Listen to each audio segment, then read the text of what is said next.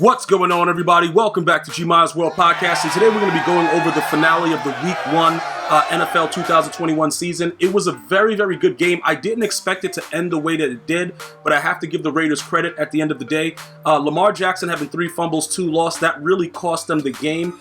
He still looked electrifying, but it looks like the defenses are more inclined to stopping him. I don't know if you guys really noticed the way that they played it, the nice contains, the way they collapsed the pocket, speaking of the Raiders defense, but they're playing a lot better post, what's the dude's name? I can't remember the dude that they traded and everybody was raging about him, and Khalil Mack. You know, when Chucky traded away Khalil Mack, everybody raged, but I think we're starting to see and understand. Khalil Mack is a great player, but his motor, when it's not going, it just doesn't work out, bro. Like, it's some people that are consistently rushing throughout the entirety of the game. Like Aaron Donald.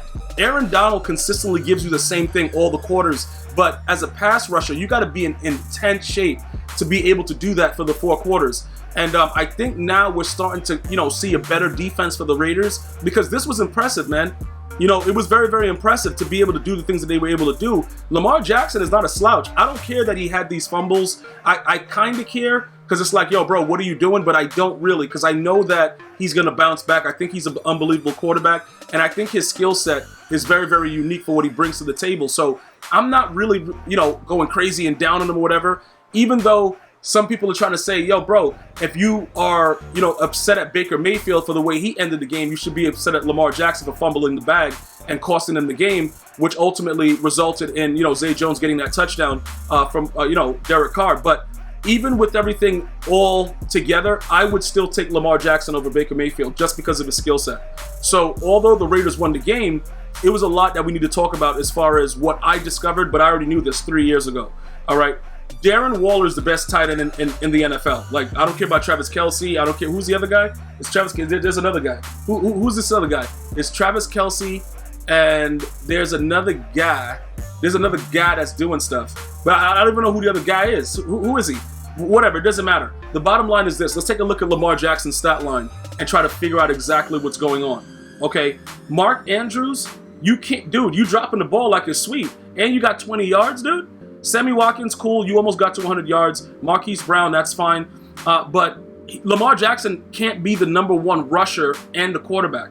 So they're going to have to figure something out that's going on. Latavius Murray, you suck. You got a touchdown. Tyson Williams, you got a touchdown, 65 yards. Lamar Jackson coming in with 86. And also he has to pass the ball. The dude is like, you know what he reminds me of? Russell Westbrook. I don't know if you guys see that. Like, he's trying to do so many things, and he's going to need help. He's going to obviously need help. In that regard. The other guy I was thinking about was George Kittle, the other tight end. But, those are the other 2 guys that I think are the top in the league as far as that. Travis Kelce, George Kittle. But right now with Darren Waller, we're going to take a look at his targets. Like I said, I've been saying it for years. His speed, his route running, everything like that, I don't think right now that there's any doubt that he's the best tight end in the league. But let's get back to this. If your quarterback is leading you in rushing and he has to throw the ball, that's not good. We need somebody that can go out there and do stuff, and these guys are not getting it done. And that's the bottom line. You're putting so much on this young man. He's young enough to do it, but you don't need to do it this way. Your run game should be a little bit better than this, bro. Like, you can't just have... This can't go on for the season if they're going to be successful. There has to be a running back that has to be able to run the damn ball. You have to be able to run the ball. You cannot have this going on. I don't care what anybody says. This is not a successful scenario. I know Lamar Jackson will break something out of the pocket every now and again, but they base their things, like their offense, tight end, roll up, play action, run, throw a quick dot, stuff like that. You got to move the ball down the field, and with those read options, you have to get them down the field, and you got to be able to.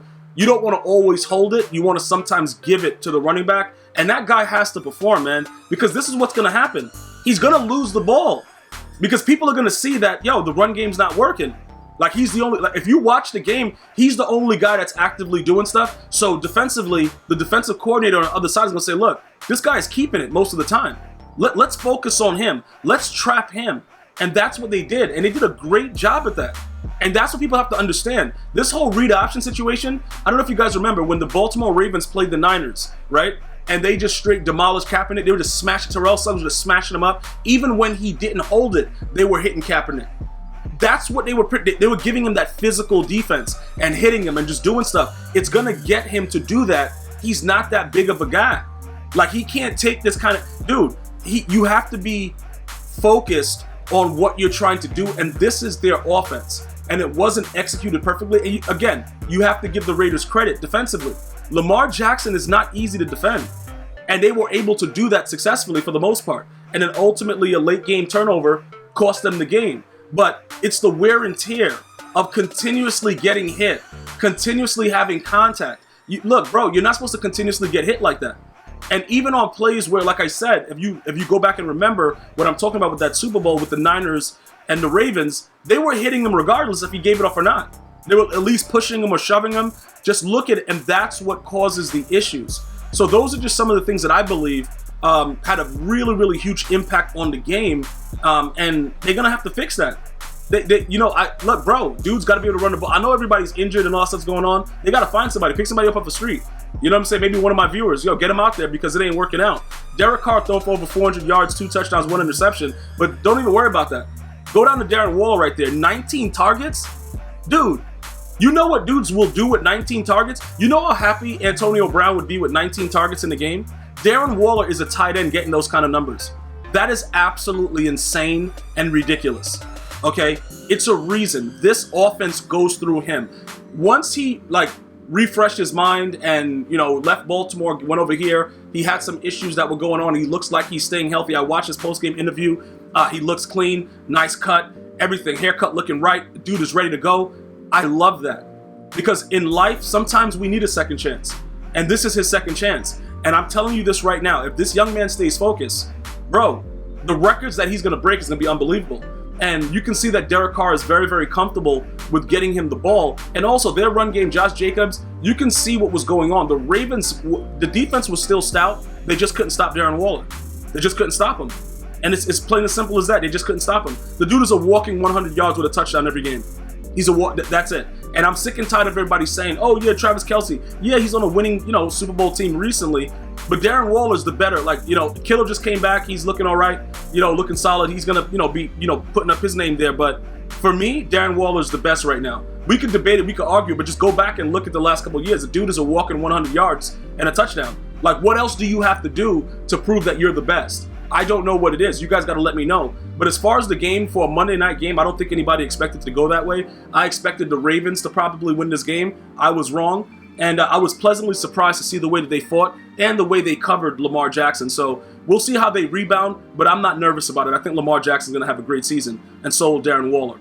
I'm going to see you guys and girls next week. Hopefully you enjoyed the podcast. Go ahead, subscribe, like, share. See you next time. One love, y'all.